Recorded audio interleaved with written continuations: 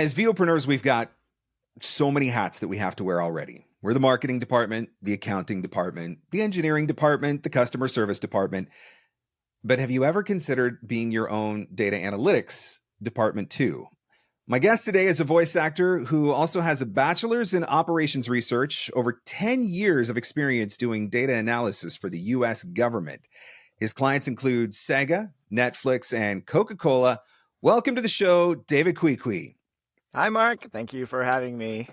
Now, I'm sure, anyway, I'm a barbecue guy. I'm out there on the weekend with the smoker. I'm doing the whole barbecue thing, but I understand that you like to do a little bit of kitchen experimentation as well. So tell me about one of your favorite kitchen experiments. And I want to know if Marc Scott's hosting a big voiceover barbecue potluck style, what are you bringing to the party?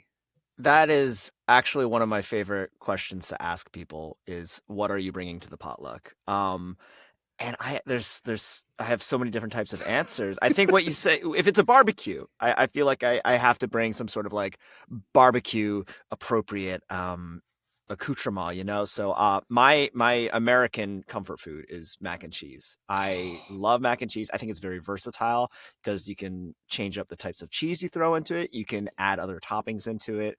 I think most recently, one of the easiest things you can do is if you look up, it's called 3-ingredient mac and cheese. It's a recipe developed by J. Kenji Lopez Alt, an amazing chef. And he just gives you this base recipe for mac and cheese, and you are at liberty to throw like chicken, broccoli, barbecue, whatever you want to throw on it. And it's your personal, it's almost like a pizza. Like you get to throw whatever toppings you want on a pizza. You can throw whatever toppings you want. Speaking my love language right now, man. I did mac and cheese last summer. First time I'd ever made, I did smoked mac and cheese. So did it, put it in the smoker, melt the cheese, get that smoky flavor. And then, little crumb on top. So it's got a little crunch to it. But the next day, because we had also done pulled pork. So I'd smoked a big pork shoulder. So the next day I'm looking at my wife and we're talking about, we get this bright idea that we take the mac and cheese that was left over, we put it in the waffle maker, and then we lay the pulled pork on top of it and then close the lid on the waffle maker. Buddy, that is going to change your life, man. If you have never tried that with like the next day mac and cheese in the waffle maker. I don't have a waffle maker, but maybe you need to go get a waffle maker. Let me tell you right now that it is going to change your life, man. I was like, because we're like this, we had so much left over. Like, what are we going to do? This is ridiculous. Let's just try it and see. And oh my gosh, that was like total hit with everybody, the family that was here. We were like, we got to do that again sometime. So the closest thing I've considered doing, because I've seen it like on TikTok and YouTube and things like that, is it's deep fried stuffed mac and cheese balls, where you just the mac and cheese and you pull your leftover pulled pork, stuff it, make it into a ball, roll it in your breadcrumbs, deep fry it. There you go. All right, we got to stop talking about this, man, because otherwise I could do a whole episode. I just want to talk about your kitchen experiments. I've been surprised. There's a group on Facebook. I don't know if you're a part of it or not. It's like the VO chefs, and I was really surprised to see how many voice actors also are like very much into the world of cooking, barbecue, all that sort of stuff. And I'm talking like, we're not talking about some voice actors who are just like slapping some dishes on a plate. Like we're talking like some of this stuff looks like it could go on the cover of a magazine. And I'm like, dang, you guys are making me feel a little bit self-conscious about my skills here. Like that, the one thing that I am trying to get better at is food photography, because I recently just moved to a new place here in Los Angeles. And it has a great kitchen, and I'm like, I have the space to like bring in lights and like set up a tripod and a camera to do that stuff. Maybe I should do something a little bit fancier. So, throw it up on Instagram and on Twitter to get more engagement that way. Won't be long. I'll be watching for you on like Gordon Ramsay's Next Level Chef or something like that. He always brings in social media chefs, eh? No, he'd rip me apart. I'm okay, thanks. So as much as I would love to keep talking about barbecue and food and side dishes and even mac and cheese at this point, I know you're here to talk about data analysis. And when you say those words, there are certain pictures that probably pop up in the eyes of most people of, somebody sitting in a dark basement cubicle staring at spreadsheets or whatever. It's not something that people genuinely or generally get excited about. But in reality, I think if you open your perspective, it's a lot more like an episode of Scooby-Doo. Like you're literally finding clues, and if you follow them, you solve the mystery. The data will lead you to really helpful, useful information. It will solve a problem for you. So tell us, give us the general, the general overview of this is data analysis. This is what somebody who works in data analysis does. Yeah. So, like you said, I've a degree in this. I have done consulting work for clients such as the U.S. government, and it's really fascinating to me as someone who's kind of always been very interested in data, because, like you were saying, data informs you and data answers a lot of questions you might have, and that is exactly what, like, as a data consultant, that's what clients will come to me with and say, hey, we want to know more about how we're performing in these areas. They're called metrics. Like, how are these metrics looking? What's going on with these sort of things?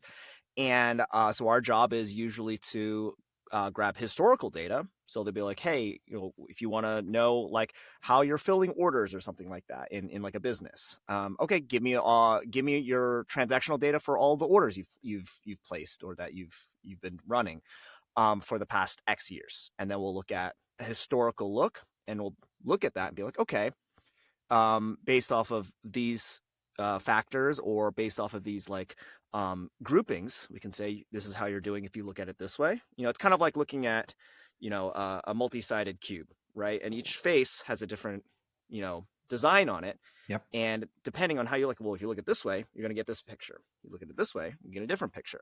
And that is the great thing about getting like raw data and analyzing that way, because based off of how you fold it up, like how you play origami with it, then you can get a different image and it will tell you a different story. And data is all about telling a story, similar to how voice actors are storytellers in that sense. And it's great because ultimately, when you come together with voice acting and data, it's the story you want to tell is, how am I doing? How's my business doing? Right. And common questions like that will be, how much money have I been spending on studio equipment? Do I need to be spending more money on studio equipment? Do I need to take more classes? When was the last time I took a class and, I only spent $30 in the past 3 months. Oh, that was probably a workshop. Or, I've spent $2,000 in the past 3 months. Maybe I should slow down. Am I seeing the results of that $2,000 being spent? Things like that is very informative, because then it will inform how you change your trajectory if you have to. The thing I love about that is I am not a data analysis, and I would venture to guess that the vast majority of voice actors listening to this episode are probably not either. And, for me, I was also not a math student. I mean, I went to class mostly. I don't know that I ever did anything successfully. Numbers are not one of my strong suits, right? But when I listen to you talk about it in that way, there are so many practical applications for this that don't require that I be a data analysis, to be able to just kind of take a look at the picture from a bird's eye view and say, well, this matters, or this makes a difference, or this moved the needle, or this didn't move the needle, or, things like that. Absolutely. You don't need to be in love with data like me in order to really get a lot out of it. I think with my know-how and understanding and skill set, I can really get into the nitty-gritty of things in my own business. Like, I have a calculation set up in my spreadsheets to tell me, what is, if I were to just stop doing any marketing, reaching out, or any voiceover whatsoever for like a year, right? How much money would it take for me to just exist? That my online presence still exists. So like maintenance costs, my website hosting, my monthly fees, all those sort of things. I have that automatically calculated based off of what I already pay for. And if I add something else to that, then that would take that in consideration. It's like, well, before it was this, but now that you're with this membership, now it's going to bump it up to this, right?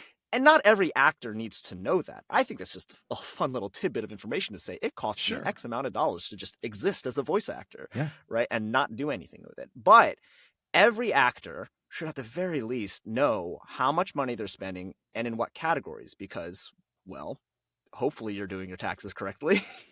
And that's also very important to send to your tax person. This was the first year, 2023's taxes was the first time I hired an accountant to do my taxes, and I just sent them my spreadsheet, which had everything in it, and they're like, "Wow, this is everything I need." I was gonna say they're probably loving you. Yeah, and so like there's an easy way to kind of do that already.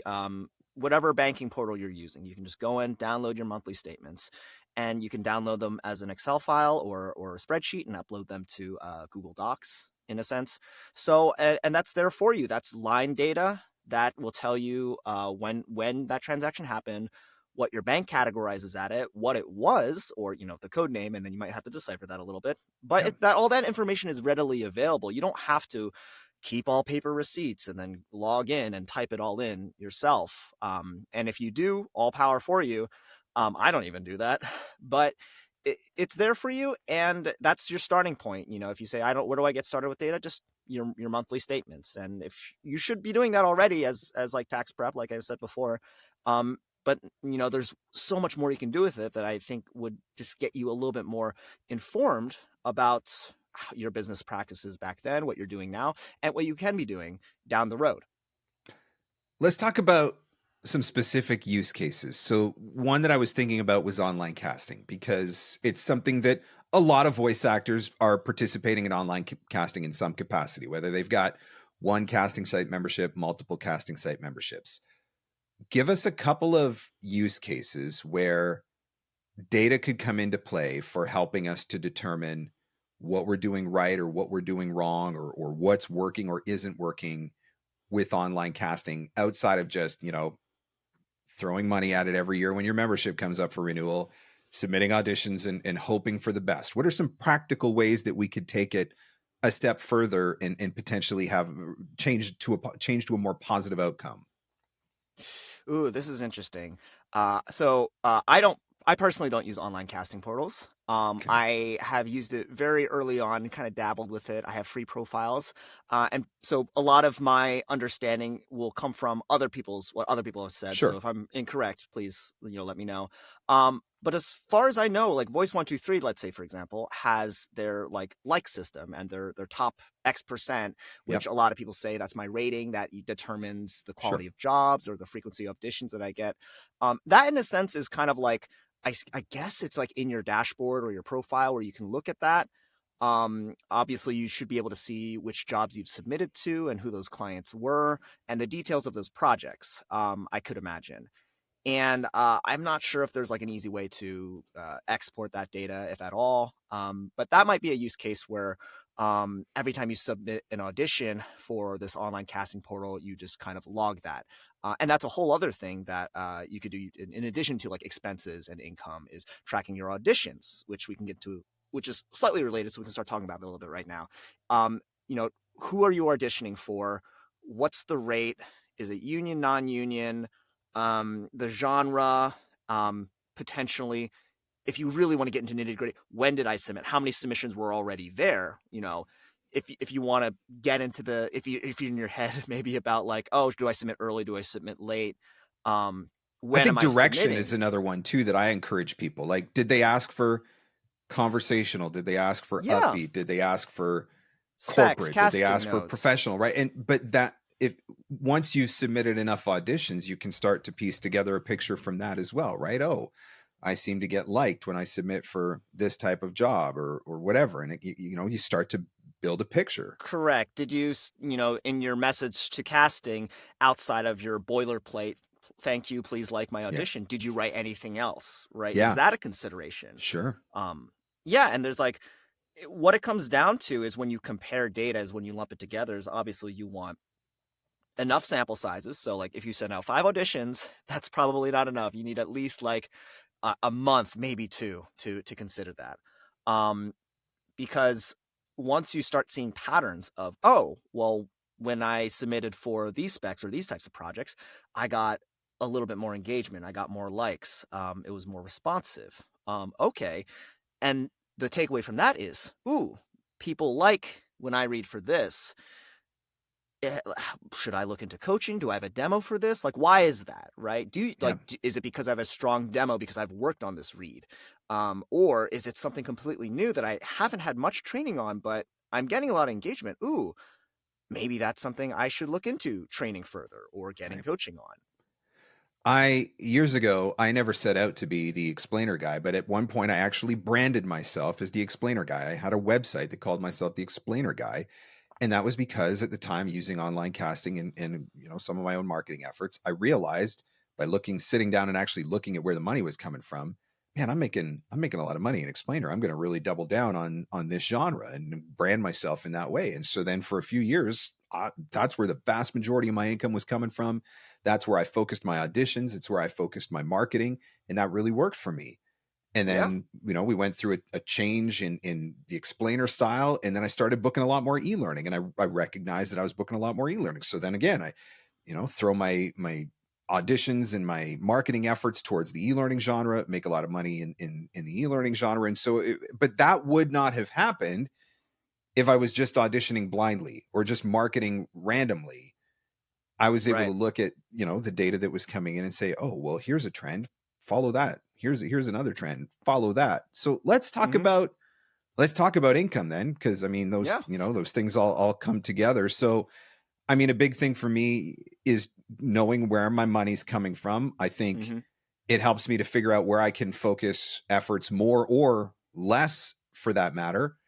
But it Right. can also help me identify potential problem areas. Like if I sit down and look at my invoices and I realize that, 70% of my income is coming from one client, that's actually a bad thing, because if that client goes, like, I'm dinked.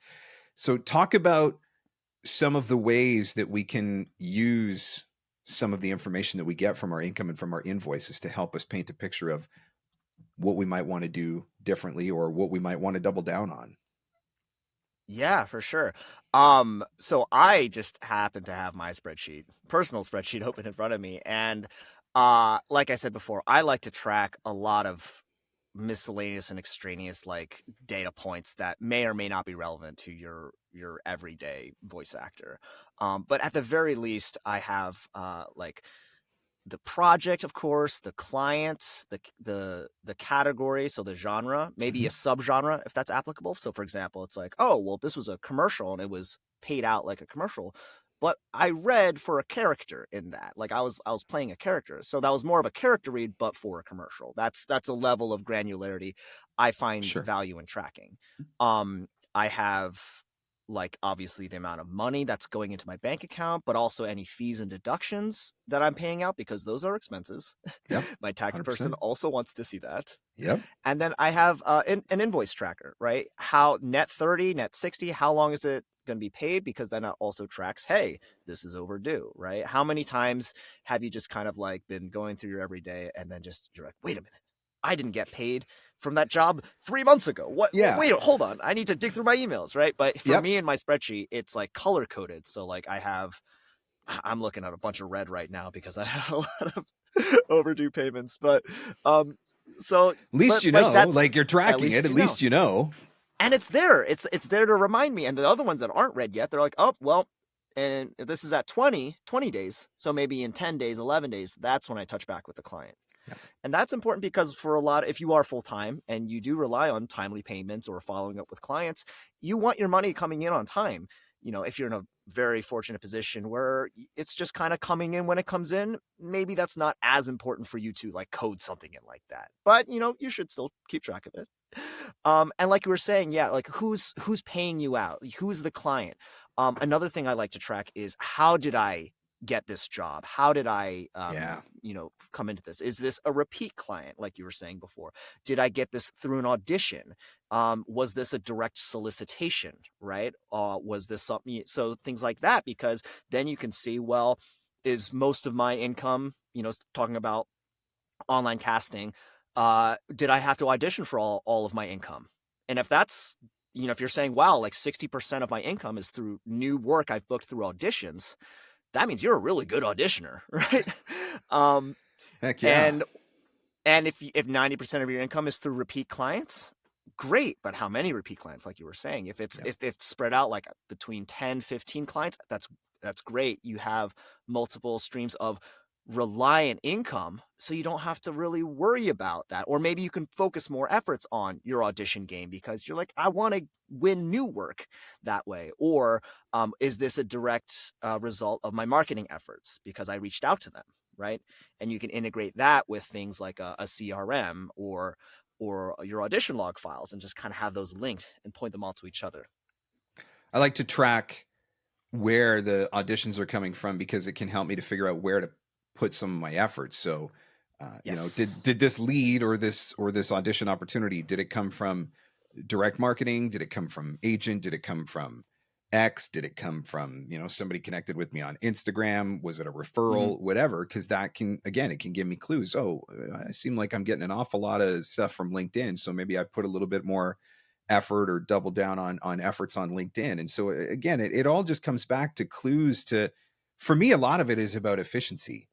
If I've only got so many hours a day available to put myself out there for marketing, auditioning, etc., then I want to make sure that I'm doing that in the most efficient and productive manner possible. And so that means focusing on the areas that are producing the greatest result. I mean, it's Pareto's principle, right? The 80-20 rule. But you can't figure out your 80-20 if you're not paying attention to some of the data points. Yeah, like where is your time best spent? And the data that you track will absolutely inform you of that. It won't tell you what to do. Like, don't get me wrong. Data is all there to present you. Here's the story. And what you take from that and what you choose to do from that is entirely up to you. And is ultimately, it is wholly unique to each actor, right?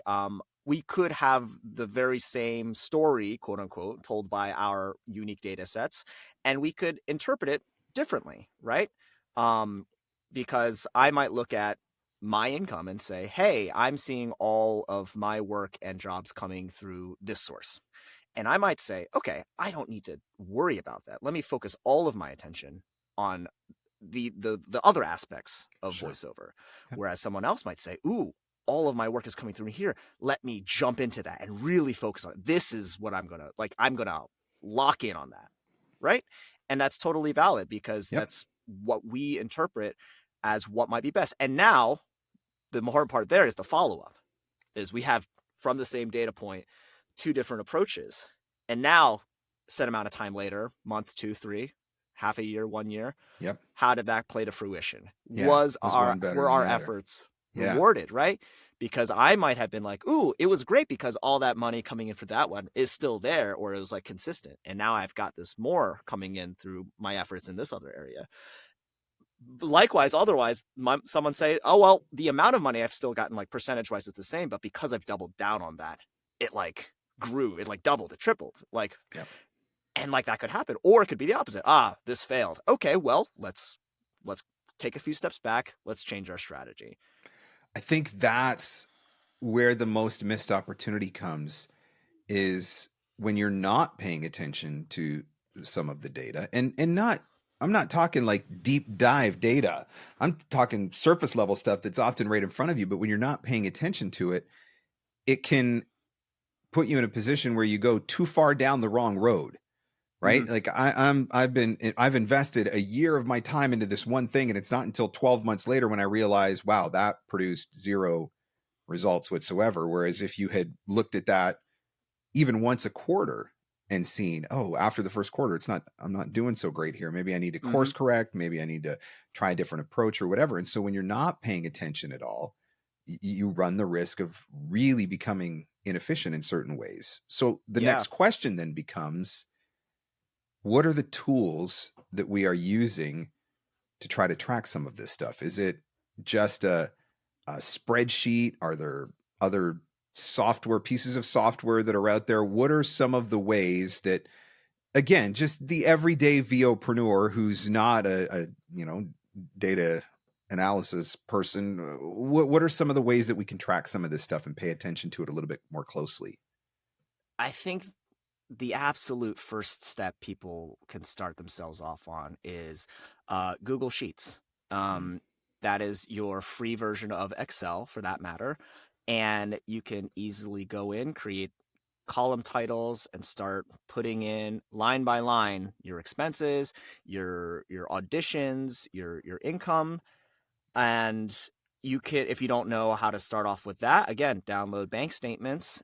The bank statements will give you those column titles, and you can start there and be like, okay, well, I'm also curious about that. And then you just slap that on there because that's your data, right? You're your own client when it comes to this. So, it's not to say, oh, this is, if it's useless, you ignore it or you just stop tracking it. I've cut out columns and I've added columns multiple times a year for my spreadsheet because I just realized, you know what? I thought I would be interested in that, or I thought that would be something good to track, and I realized no, I can just ignore it, and like I'm not going to look at it again. So let's just stop tracking it, right? That's a very easy way to start.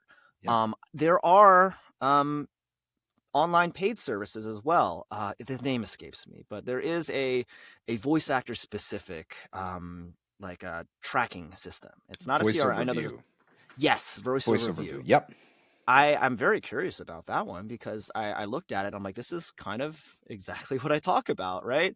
And I'm glad someone else has like kind of picked up on that and realized, hey, this is a service that for those who don't have the background or the time to, dig into it and like manually create it themselves. That's a great service to provide, right? Yep. And it gives everybody like the very basics of what they need. Like we were saying, all the data's there. You don't have to go nitty gritty. It's something as simple as like a pie chart that shows you what percentage of money goes where, right? In your like on training, networking events, travel, food, etc. Like that is enough as a starting point for a lot of people to just be like, oh my God, I didn't realize I spent this much money on that, right?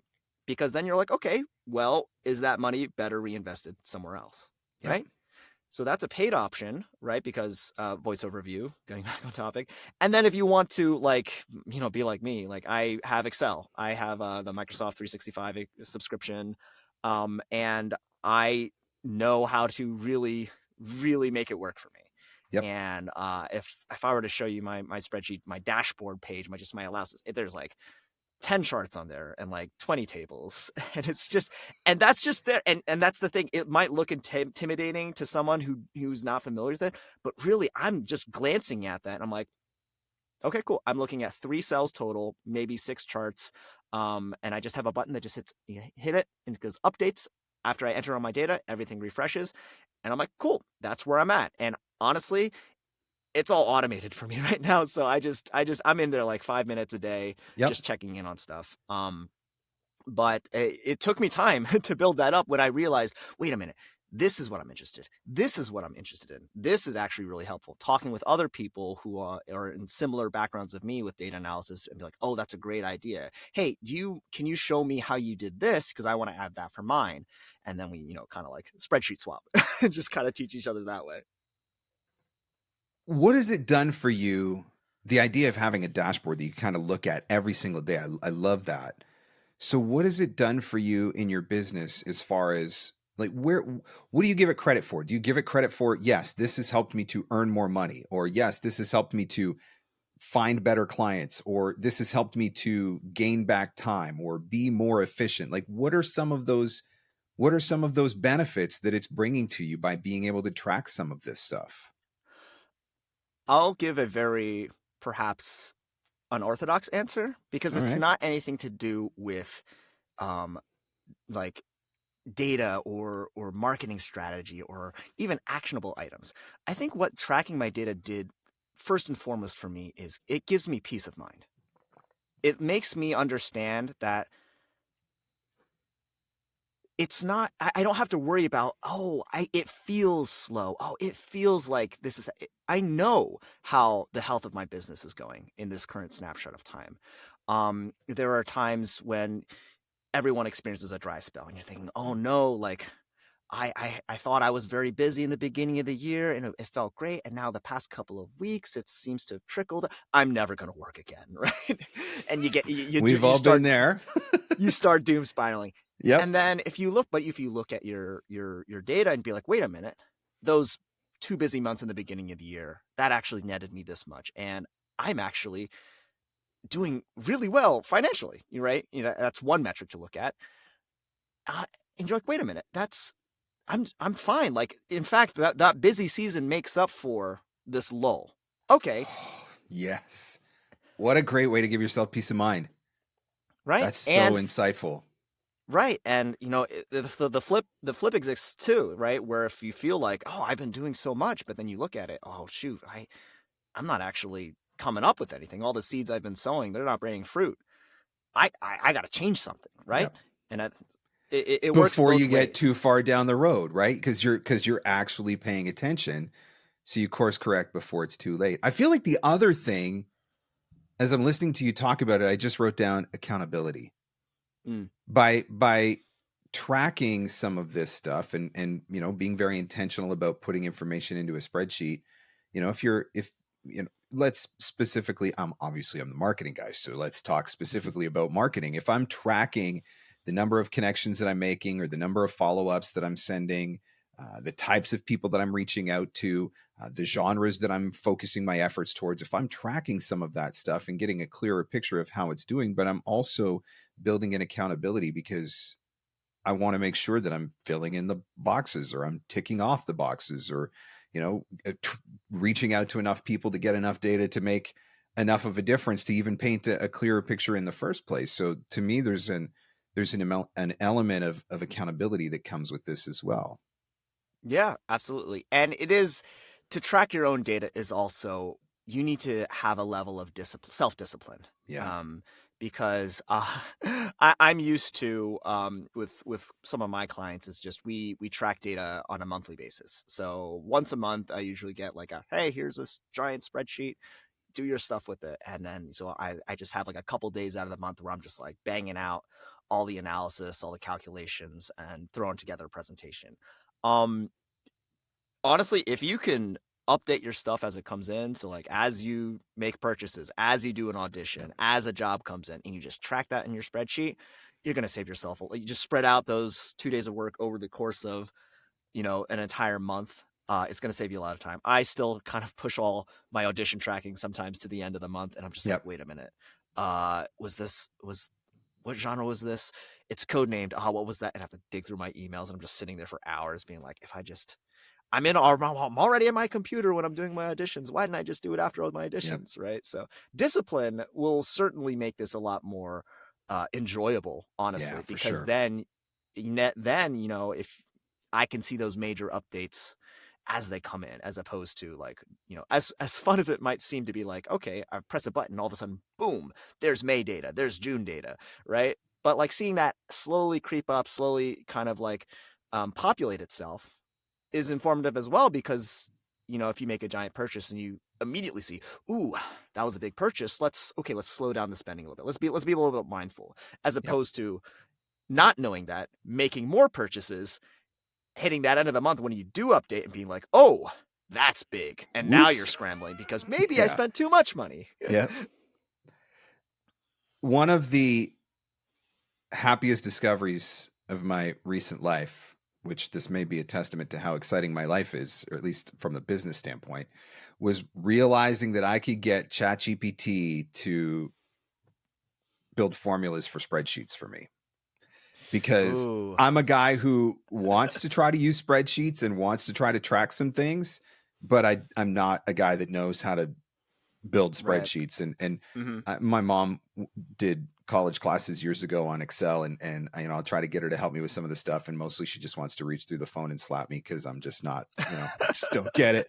So when I figured out that I could go to ChatGPT and tell it what I was trying to do, and it would give me all of the formulas or build out the spreadsheet for me, I was like, oh, this is like the greatest day of my life. Like I was so excited. I'm curious, we're talking about tools and different things that we can use. Are you using AI as a tool for any of this? Have you used AI in any way to help you with tracking data, analyzing data, etc.? So I have a very strict I don't use AI policy in All my own right. business. It's also, a quick little side tangent. A lot of my work exists in like the character, video game, and animation sphere. And a lot of my colleagues and close friends have been victimized by like malicious use of generative AI. Sure. And just kind of seeing that it's just hits me personally Yep. very close to home. So I just decide, you know what, I'm just personally going to choose not to use that. And I know like ChatGPT for spreadsheets, right? It's slightly different. But just out of principle, I usually don't. For work at clients, I have coworkers that would be like, hey, I just asked ChatGPT about this code thing with Python. And I'm just like, okay, cool, right? And I'm just like, whatever, helps that, from a business standpoint, it is a tool and it can be utilized. And I Yep. will just leave it at that. Yep. Personally, because I have my own, training with that. And, I have also taken university lessons with spreadsheets. Very painful semester, I might add. But, Ugh. but it's all there for me. And honestly, I don't think you need that. Like, it certainly helps by all means. Like, it'll make it easier. It makes things flashier, prettier, and like makes you feel good about this data tracking thing that you've made. But something as simple of just knowing how to make a chart and a table, I think that's all you need. The Yeah. very base of what you need. And I personally love the just making it myself and because it's truly my own data set, right? People, I've talked with a lot of other people and they track so many things that I don't care to track, right? Yep. And it's like, wow, that's actually so cool that you do that because they have their reasons for that. And I have my reasons for tracking what I do. Um, and sometimes, asking ChatGPT, hey, can you build this out for me? It's not going to get what I want. And I would Yep. rather just, if I'm going to have to take this product and I'm still going to have to like, smooth it out and, Dremel here and there, I might as well just make it from the start because then I would fully understand and know why it works and how it's working for me. And of course, when I inevitably tinker around with it too much and it breaks, I'll be like, I know why it broke because I'm being silly. Knew that formula wasn't going to work. So the other side of this would be getting too deep into the weeds, right? So somebody that's in your shoes with the education, the background, the skill set that you have for this, you're probably tracking things, we've talked about it a little bit. You're tracking things that maybe all of us don't need to track, or we might not be interested in tracking. Where's the line, or how do we draw the lines so that we don't cross from insightful information to time-sucking vampire? Because I know for me, I could probably cross the time-sucking vampire line pretty easily if I don't pull myself back and say, okay, you know what, this might be fun or it might be interesting, but it may not specifically be helpful or necessary. Yes. I think the easiest, well, the first and foremost thing you need to understand about data is that it is there to serve you. And as soon as you find yourself getting too obsessed with it, or it gets into your head and starts bogging you down, it detracts from your productivity and your mental well-being, just stop tracking it. Like I'm 100% a data guy, but if data is not working for you and it is working against you in that sense, just don't do it. So it's so easy to get wrapped up in trying to let data tell you, am I doing a good job? Am I successful? Are my efforts worthwhile? And a lot of the times, if you look at something like that and it doesn't give you the answer that you want, then you're going to be upset. For example, I think an easy thing for actors to relate to is like booking ratio. Yep. How many auditions have I booked this year, or what is my booking ratio? And for myself, 3% is my goal. 3% booking ratio. If I'm sitting below that, I look at that and there's a part of me that goes, man, I'm not making it as an actor. I'm not doing well. I am not meeting my goal, right? And if I'm above it, I'm like, I'm the best, right? But the truth of the matter, in an industry that is as volatile as voiceover, you're going to be sitting under 3% for a long time, right? And that 3%, if you make it at all, might not translate into, can I pay rent? right? Yeah. Because, oh, I only booked 2 jobs this year. They were both national commercials with renewals. Like, that's 6 figures right there for you, right? Oh, but it's booking ratio, right? Don't get caught up in one metric, right? Look at all the metrics you're tracking. How does that relate to each other? Because it's like saying, oh man, I really didn't like, you know, Two Men of Verona because Act 2 is just really bad. Well, did you see Act 1 and 3? No, just Act 2, right? It's like, look at the entire story, right? And it's super easy to get hyper fixated on just one thing that you really care about. And I think the number one thing for most people is going to be booking ratio, like audition success and income, right? And those are good measures of success in certain contexts, but it is not an overall, am I making it? Am I not making it? Because if you look at income as someone who's in their first year of voiceover and you're saying, oh, in 1 year of voiceover, I didn't make 6 figures. That's a very lofty ambition, right? And sure, by that metric, you're failing and you're going to fail for a while. I'll let you know. But my first goal and ambition as a voice actor, my year 1, book 1 job. Book 1 job. Everything that I tracked was like, this is going to go into 1 job. What are all the things that I can do to help me achieve that one thing that I want? And I did get to get stuck up on that for a while, but the data was showing me that all the steps that I was doing was pointing towards that. And historically, well, this wasn't working. This was a waste of time. I'm not doing that again. This was financially a good decision, but was a little soul sucking. So maybe we don't do that again, right? And it's important to take a step back and to really just objectify the data and not really make it personal. And I think it's very easy for people who can't make that separation to really get sucked into it and really just sort of get bogged down. But the numbers say this, the numbers say that. I don't feel like I'm a success, right? Well, the data can tell you what you need to do, and then but then the actionable items, that's on you as the actor, as the business owner, as the VOpreneur. The booking ratio one's really interesting because I think about with my agents, I'm seeing maybe not quite as many audition opportunities from my agents in 2024 as I saw in 2023 or 2022. But I can't specifically look strictly at booking ratio because of the auditions that I'm seeing, I'm a match for way fewer.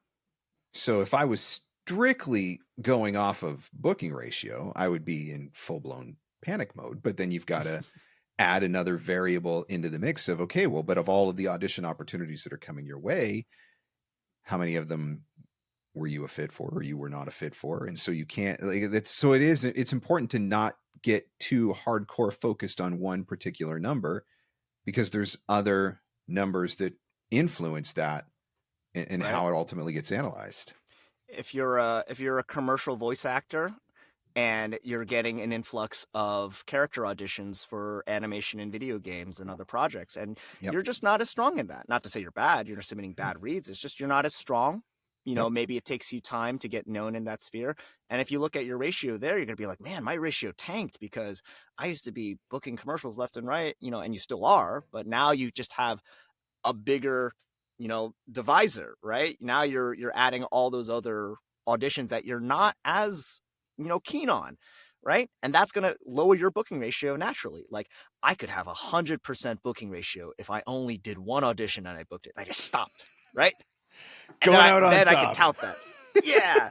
And that's actually another point is that it's so easy. And, in this day and age with kind of like clickbait and the condition of media at this point, and the news cycles is that data is very, very easy to manipulate and to kind of push out something that gives a picture that something is better or worse than it actually is. So like, for example, that booking ratio, if I only look at, if I cut down the sample size to only really look at very, very specific genres, like let's say I auditioned for, one trailer and I booked it and I didn't audition for any other trailer, I could say I have a 100% trailer booking ratio and I could market that. I could brand myself at that. I got lucky one time and I decided I'm going to end on a win, right?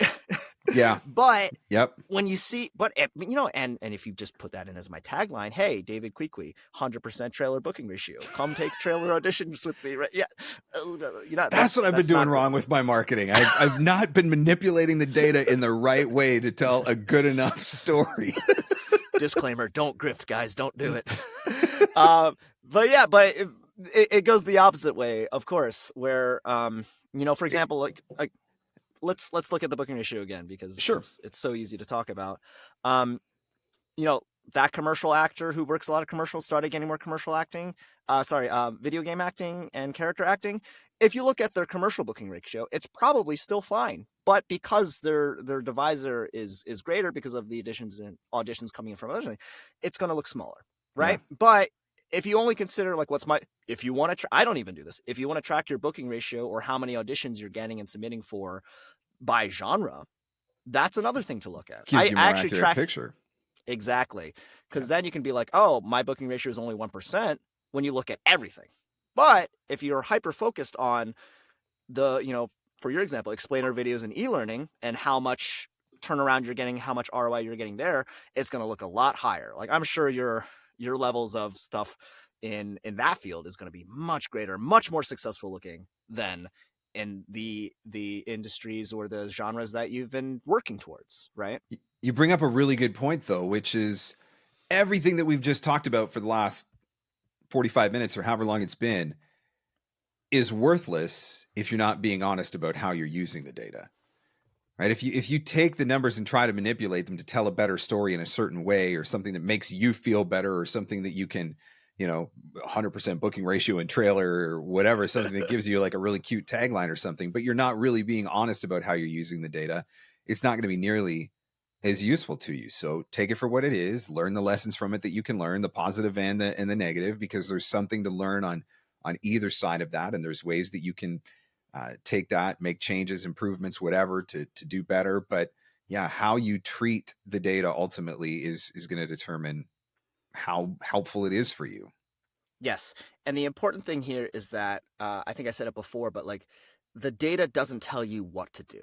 It informs you of where you are, and it is up to you to decide what to do with that information. And that's the value in my degree. That is the value of a data analyst. It's not, hey, analyze this data for me, run the math for me, right? It's run the math for me and tell me what I should do. And that's the second part of why I get hired as a consultant, because the data they give me their data and I just fold it in a certain way. And I'll be like, hey, look at this. And they're like, what is that? Well, this is your current business health. Here's what I think you should do with this, right? Because if you're just being like, okay, I've tracked all my data. Now what? Okay, well, look at it, interpret it. And if you don't know how to interpret it, then that's the important part. Because calculating and plugging it into a spreadsheet is so easy to do. I like to joke around. People say, oh my God, you're a data analyst. You must be so good at math. I'm like, no. Excel does the math for me. Yep. I'm good at Excel. Excel's great at math. So I can do the math and I can tell you what to do. And it's up to you to actually seek out how to do that. For example, hey, it seems like I could do more marketing in explainer videos. Okay. Data's not going to tell you, hey, email this person, get on this person's roster, right? And that's where someone like you come in, right? With the marketing, because if someone comes, I'm sure if you have clients that come to you and be like, hey, teach me how to market. And you're like, okay, let's ground zero. Let's start from a blank board. But if someone comes to you and says, hey, I've noticed this about my career and this about my audition process and where I'm booking and stuff like that. And I realized, hey, I think I could really solidify myself in this market. That probably, you're probably like, I have specific things I can tell you. Yeah. As opposed to, well, here's totally changes the advice. Exactly. Yep. And that is where you need to be. You want to be in that sort of position in your career, and data can help you get there when you can start doing specific things, as opposed to, well, I don't have any money here. Let me just start direct marketing in general, right? Let me start direct marketing in this genre. Let me start directing marketing in this region. Let me start direct marketing in in to these studios specifically. If you can't see me, I'm like making a pie chart but smaller and smaller because you're getting more specific. Yep. And now all of a sudden you don't have to send out 1,000 direct marketing emails. You have to send out 10. Yep. Because you're more specific, because you know that based off of what the data tells you, that's going to be the highest return on investment for the amount of effort you're putting in. Yeah. So when it comes to all of this data, Nava's got a lot of it because Nava did a survey. Nava did a state of voiceover survey. Data collected over 2023. Is that correct? Correct. This data collected about 2023 voiceover. Okay. The state of voiceover. So Nava collected all this. Do you know how many voice actors, or can you say how many participated in the survey? Yes, we collected 1,798. So about 1,800. 1,800 voice actors participated in this survey. How many questions asked? Oh God, tons. So in other words, you got a crap ton of data. We did. We got data across who, how long you've been doing voice acting, what you do voice acting in, how much money did you make in 2023, how much money you made in 2022, because we wanted to see, did you make more money? Did you stay the same? Did you make less money? Your union status. Are you remote, i.e. outside of major markets like New York, Chicago, Atlanta, New York, and things like that? Are you international? Do you direct market? How do you direct market? Like, those are some of the... How often do you direct market? Do you use online casting? Do you have agents? Do you have managers? Do you have more than one? So many questions we asked. I got to tell you, my favorite use, and the state of voiceover survey has been done previously. I know Nava's doing it now, but one of the things that I would often refer to when a voice actor would come to me and they would be feeling really bad about their income, and you share the income numbers, and you realize that like 60% of voice actors are making under, 10 grand a year or something like that. Like, it's a crazy number. And all of a sudden they're like, oh, okay, so maybe I'm not doing as bad as I thought I was. But you've had a chance to go through all of this data for Nava. Yes. So I'm curious, what were some of the real standouts for you? Like, were there moments when you were like, oh, dang, like either in a good way or a bad way? What really stood out to you? Ooh, man. I think some of the most interesting data comes from how often do you audition a day or audition per week or something like that. Okay. I was actually at VO Atlanta and I talked with some passerbys about this data, and they were also very shocked to know that like the average actor, I believe, only on average submits about 2 to 5 auditions per day. And this is just across the board. Yep. And I've heard some people say, wow, that's very small, actually. I submit 10, 20 sometimes a day. Personally, I myself fall in that average category, 2 to 5. And because I think when people are starting out, they're thinking like, I gotta shoot them out. I gotta 40 auditions a day. Yeah. Yeah. And I'm just like, how do you talk? Like, how's your throat? But 2 to 5 auditions a day. Wow. I would not have guessed that. If you asked me, I would not have guessed. I would have thought maybe in the 10 to 15 range. The exact metric is the vast majority of survey respondents, around 70%, do less than 5 auditions per day, which translates to 25 per week or around 100 a month. That legitimately blows my mind. It like that. I would have never, ever guessed. Because when you listen to how people talk, particularly people that have access to online casting platforms, and especially the ones that are paying for more than one online casting platform, like some of these people are literally like, I submitted 40 auditions today. I submitted 30 auditions today or whatever. I'm like, I don't know how you do it. I obviously don't have time to do that anymore, but I'm really surprised that it's that low. So that would have been a statistic that stood out to me. Okay. So let me ask you another question.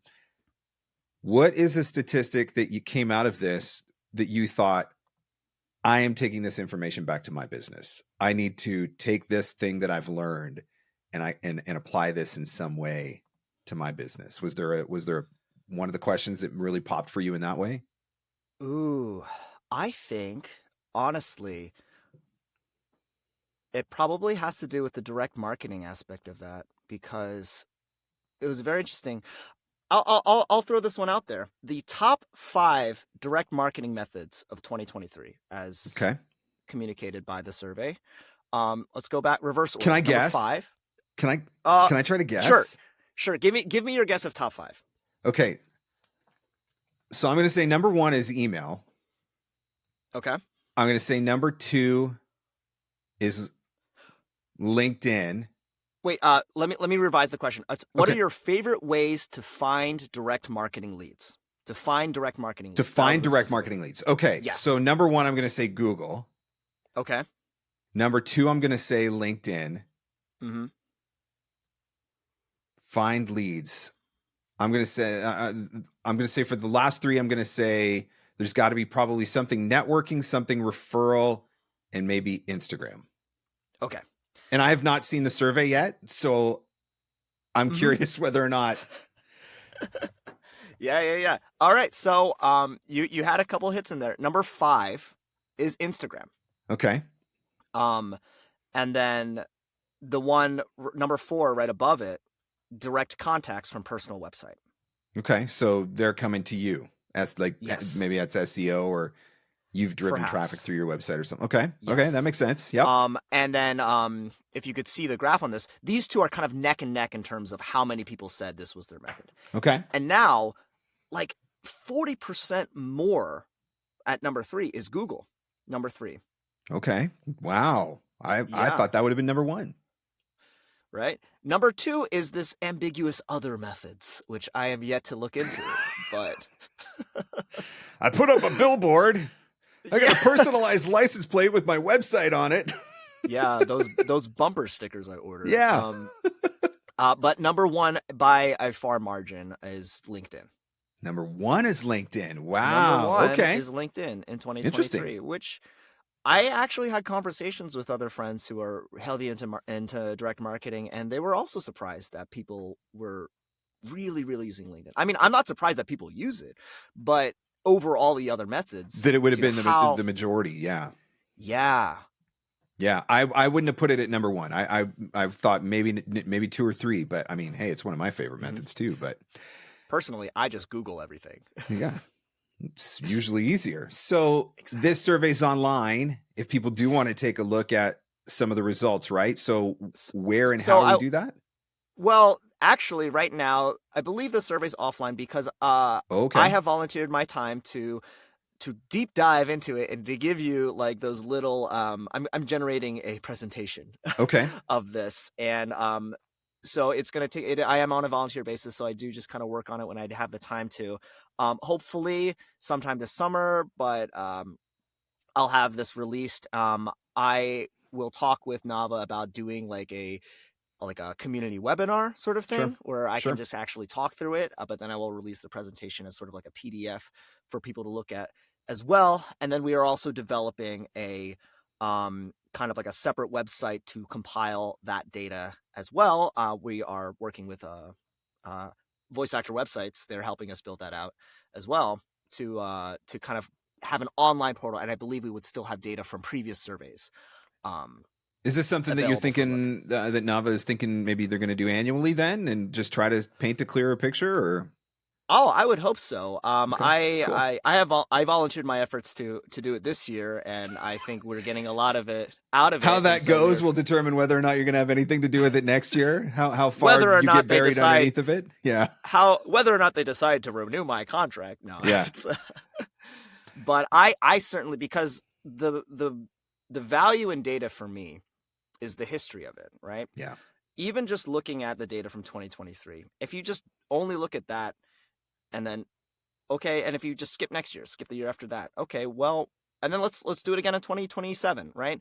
We're missing a bunch of years of data to tell us, well, all of a sudden, why did this change? Why have all of a sudden, like, what if there's like a new social media that pops up? Because Threads is finally going to hit and take off, and it's going to become the number 1 most influential channel on social media for finding voiceover.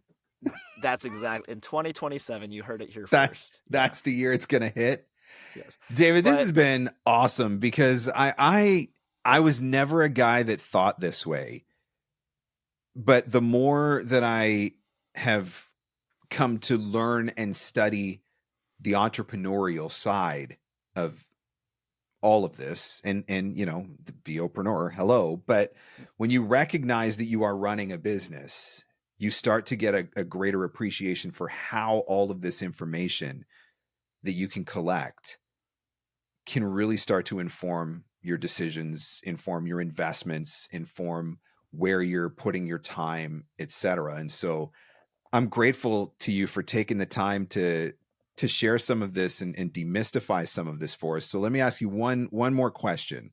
And we may have touched on this a little, but for the skeptic, or for the person who's listening, who's like, I have no idea. I don't understand any of this.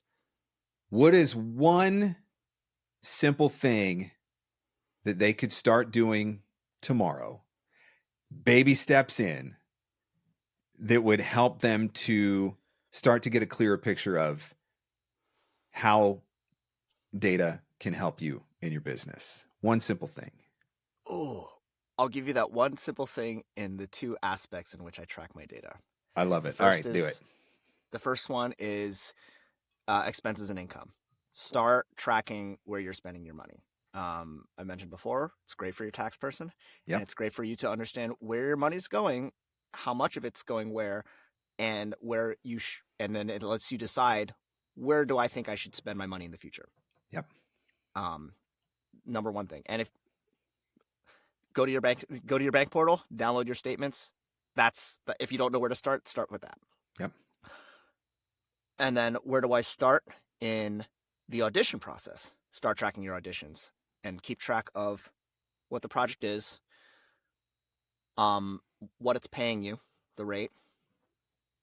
If you have the information, who's casting you? Mm-hmm. Because this is another important thing I started tracking recently as well, is when you start auditioning for the same people, you start understanding what they like to hear. And you book with those same people. Oh, this person wants me to slate in character. This person likes having more improv. This person likes only straight reads, yep. Right? And then that will track you where you're auditioning, how you're auditioning, your booking ratio, your very terrifying booking ratio, if you choose to track it. But start looking at those items that are directly a result of start looking at those things that are part of who you are as a voice actor and a voiceover business owner. Auditioning and your expenses. I think for me, from what you said, I want to know, because you talked about tracking what the rate was. If I can figure out what my price per booking is, we'll call it price per booking, or what my average booking rate is, mm-hmm. then I can start to figure out, are my income goals realistic? Or what do I have to do? Okay, well, if my average booking rate is this, then I need X number of jobs to get to X number income or whatever. And that's a really simple metric. That's a really important metric that can be tracked very easily. It's one little piece of data that can give you a really big clue. I certainly do that myself. I look at my jobs and my income, and I'm just saying, how many of these types of gigs, because I book these a lot. Yep. It's like, if I can get one of these projects X amount of times a month, that pays rent. Yep. So we're going to keep that number in mind, because now I have that number in mind and I've established that based off of the data that I've tracked. I don't have to go back into my spreadsheets every single time and be like, how much money do I have this month? How much money do I have projected for the year? Right? Because I can be like, how many times was I in studio doing this job? Oh, 6 times? Oh, we're only 2 weeks in. I'm on, quote unquote, on track. Yep. That's great. And for like a nerd like me, because I'm always thinking about data, like that's just kind of how I operate. It's just like, well, if this goes through, then this hits this domino, which hits that domino, which hits that domino, which might topple that one, which is the goal for that year or for this month, right? Which leads into this. So is this something that you help voice actors with? You mentioned about doing consulting. Do you consult with voice actors? If somebody was like, man, I really need somebody to help me figure this out, is that something that you do? So I have not taken personal clients regarding this, but I did run a class in the beginning of the year in January, and with my friend Sam Slade, who also has a background in data management. And we got together and we actually put together a class where we created Google Sheets templates for income and expenses and auditions, 2 different templates. And we just kind of walked through it over about like 2 or 3 hours. I forget how long that class was. And we are talking about like running that class again during, major times where it's, hey, get your stuff together, right? Like, so end of the year, beginning of the year, if you're like, just, we picked January because that's the beginning of the year. It'd be really easy to just start 2024 off right. Sure. Yeah. And so she and I are working together to kind of create a secondary version of that class. We currently do have like our class recordings from that. And, if anybody wants curious about that, we are offering just kind of a rate for playbacks. Just email me at my email, David at cuicuivo.com. Okay. With that information, and I can get that to you and just kind of give you a little bit more details of what that was, because we believe that every voice actor, the earlier you start tracking your data, the better, because then you don't have to backfill. Because exactly, imagine someone who's been in the industry for 20 years and be like, oh, I got to get 20 That's a nightmare scenario. Statements. Oh no. So start early, start now. The best time was yesterday. No. Yep. But and we wanted to make it accessible, because not everybody can afford to pay for an Excel subscription, or, people, like you were saying, I don't know, maybe you don't know how to work a spreadsheet. Okay. Well, this is why we've developed these templates for you, because we think we want everybody to not have to topple or trip over all these obstacles that could just help them get an easier start in voiceover. I want everybody who wants to pursue voiceover like a better chance to start. Right on, man. I love that. Well, we will put the email address in the show notes, and so if anybody is interested in finding out more about that class, the recorded one or the one that may be coming up here, maybe towards the end of the year, the information will be in the show notes for people to reach out. I think it would be a really good class to have, because I think the data can give you a lot of really valuable information. So, David, thank you so much. I'm grateful to you for sharing this with us, and hopefully there's a lot more people that are going to start paying attention to the numbers a little bit closer now that we've shone a little light on it. Yep. Thank you for having me. And my favorite quote from not the best Guy Ritchie film, but data, data, data. I cannot make bricks without clay. Thanks, Mark. Thank you so much, man. I appreciate it.